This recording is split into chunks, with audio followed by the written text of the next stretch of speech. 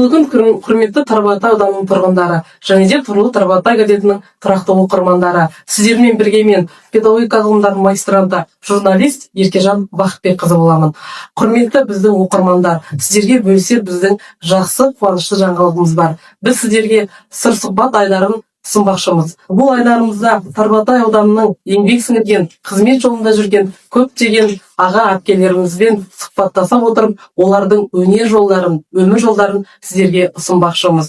Сондықтан да біздің сүйікті көрермендеріміз бізге қолдау білдіріп, лайк басып, комментарий жазуды ұмытпаңыздар.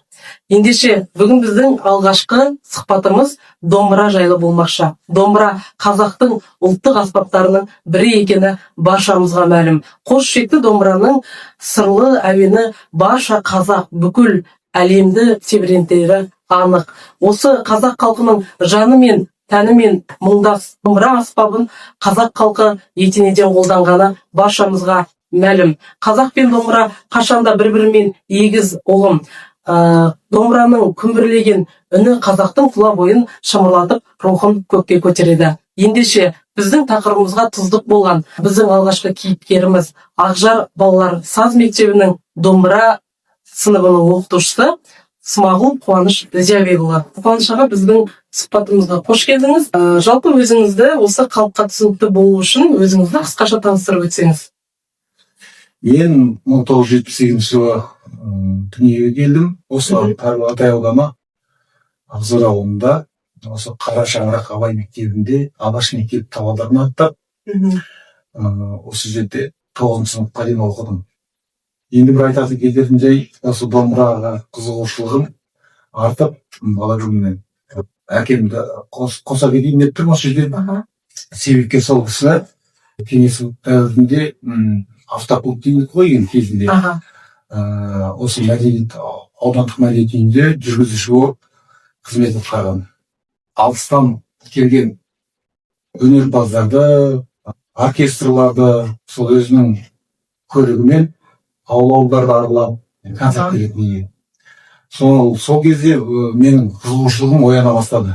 Әкем музыка мектебіне жетектеп апарып, емтихан тапсырды. Одан кейін жоғарғы біліміңіз қай жерде жалғасты? Жоғарғы білімім осы абай мектебінде 9 сынып бітірген кезде арманым асқақтап, осы ары қарай дамытсам деген ниетпен Алматы қаласы Қазақстанның мемлекетінің орталығы болып, астанасы іспеттес болған. 93 жылы барып, алғаш емтихан тапсырып, домбыра классына қабылдадым. Ол кезде класс деп айтатын. Орақ Жауыровтан 4 жыл білім алып, 4 жыл білім алып болғаннан кейін осы әке шешеме қарайласайын деп бір жағынан ауылды ойлап, туған жерге оралып, туған жерге туыңды тік деген сөз бар ғой. Сол туған жерге, сол балалар оқытсам, жаңағы Тұрсынғазы ағамның орнына барып, мен отырып сабақ берсем деген ниетпен келіп, алғашқы еңбек жолыңыз сонда қайдан басталды жалпы? Алғашқы еңбек жолым әртүрлі қызметтерде болдым. Қара жұмыста істедік. 2010 жылы марқұм Қаныш ағамыз мені жұмысқа шақырып, бізде домбырашы жетіспейді, сен қара жұмысты таста, одан да бұрынғы домбыраңа орал, сенен мықты мұғалім педагог шығады, сен балалар тәрбиелеуге тиіссің, Тұрсынғазы ағамның орнын басқан кезде кел деп, қалай сабақ беруге келгенін бір ауыз сөзбен жеткізіп, одан бастап міне балалар 20 жылдай уақыт болып қалдық, қызметтеміз. Керемет. Осы жалпы өзіңіздің шығармашылығыңызға тоқталып өтсек. Шалғанай деген бір күй шығарған еді. Ол күйіңізді одан әрі дамытып, жаңағы жігіт жазып. Қазіргі сол күйді мен нотаға түсіріп қойдым. Енді алдағы уақытта оркестрға өңдейміз деген. Жарыққа шығады, бұйырса. Керемет. Шығармашылықтарыңыз табыс тілейміз алдағы уақытта. Жалпы енді балалар саз мектебінде деп ағында тұрғандай, осы өзіңіздің домбыра сыныбыңызда қанша оқушы барып, және олардың жетістіктерін айтып өтсеңіз. 2010 жылдан бастап мен бірталай шәкірт тәрбиеледім деп айта аламын. Сыныбыңызда қанша оқушы бар? Сыныбымда, дәл қазір сыныбымда 24 оқушы бар. Жалпы осы тұста енді көрермендерімізде сұрақ болуы мүмкін. Енді домбыраға қызығушылығы бар осы жас өрендеріміз сізге келіп, осы сыныбыңызға келіп жазылып домбыраға қызығушылықтар арттыру мақсатында үйренуге болады, иә? Жазылып. Болады, иә. Жалпы осы домбыраға қызығушылығы бар, домбыра үйренсем деген жас ұрпаққа, өрендерге қандай өзіңіздің ағалық насихатыңызды айтасыз? Мынау енді жас ұрпақ, болашақ біздің ұрпағымыз осы домбыра аспабына қызықтырсам деген ниетпен бірінші алдыңғы топтың балаларды концертке шығарып, содан бастап балалар маған жинала бастады. Жалпы енді тақырыбымыз өте қызықты болды деген ойдамын. Жалпы енді домбыра аспабы туралы өзіңіз енді жаныңызбен үндескен осы домбыра аспабыңызды үш сөзбен сипаттап берсеңіз енді. Әр шаңырақтың төрінде бір домбыра ілініп тұрса деп. Сол кісі айтпақшы, мен сол кісінің сөзін қайталар едім. Әр шаңырақтың төрінде бір домбыра ілініп тұрса, киелі қазақтың аспабы, отырарсаз оркестр сияқты, болмаса Құрманғазы атындағы оркестр сияқты біздің Тарбағатайда неге шықпасқа деп армандаймын. Тіпті сондай болмаса да, шағын оркестр болса да, біздің қазір шығып жүрген мәдениет үйінде алғысым шексіз Шәкен Көпшікбаева ағайымызға мың алғыс айтамын. Және біздің саз мектебі, Ақжар балалар саз мектебінің директоры Ақжар Бақытқызына алғысым шексіз. Мықты аспапты меңгерген өнерпаздар да алғысым шексіз. Оларсыз енді оркестр болмайды. Қуаныш аға, байқап отырмын, кеудеңіздегі төсбелгіге бірден көзім түсті. Енді бұл көп жылғы еңбегіңіздің нәтижесінде жеткен жетістіктеріңіз деп ойлаймын. Сол туралы қысқаша жайында кішкене. Мен негізі жалпы медал тақым келмеуші. Енді тағу үшін берілді ғой, неге тақпайсыз? Мықты аспапты меңгерген өнерпаздар да алғысым шексіз. Оларсыз енді оркестр болмайды. Қуаныш аға, байқап отырмын, кеудеңіздегі төсбелгіге бірден көзім түсті.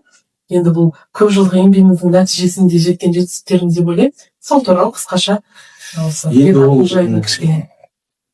Мен негізі жалпы медал тақым келмеуші. Енді тағу үшін берілді ғой, неге тақпайсыз? Телевидениеге кетіп барасыз деген соң. Қысылам. Бұл жатқан алдық, сол беті. Сіз сатып алған жоқсыз, бұны сіздің еңбегіңіздің, өнеріңіздің нәтижесінде ұсынып отыр. Сондықтан да бұл үшін еш қысылуды қажет жоқ деп ойлаймын. Жалпы енді домбыраңызды алып келіп отыр екенсіз, енді бізге қонақ кәжеңізді көпшілікке, біздің көрермендерімізге керемет. Әсеке Тұрысбекова ағамыздың негізгі күйі Ақ жауынға тоқтыра кеткен деп тұр.